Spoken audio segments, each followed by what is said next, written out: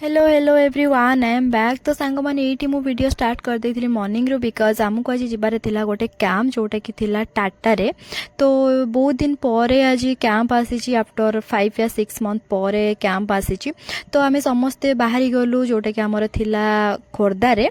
तो सेठी पहुँचला पर मते सेठी गोटे बहुत बढ़िया जिनसटे देखा मिला। मते तो इच्छा होतला से क्यूट क्यूट गाड़ी दीटा धरिके पळे आसिया पई जोटा कि पिला बेले थाउ। तो सेठी क्यूट क्यूट गाड़ी तो छाड़ से जगह ठीक अछि। तो तापर ये मिल जाइए आमको स्नैक्स। तो स्नैक्स कर सारा पर ये आमर ड्यूटी स्टार्ट हो जाता जो आम कैंप रे जाइछु। तो ड्यूटी सरला पर बहुत ही टाइम है से तो बहुत ही भोक लगुला। आपण मैंने मो फेस देखिकी जानीपे मत के इरिटेट लगुच बिकज से 2 घंटा वेट कला आमको आसिक मिल जाता लंच। आ लंच खाई सारा आम जल्दी जल्दी बाहरी आसी कहीं आमको हॉस्पिटल आसिक पुणी थे ड्यूटी करा पड़ो।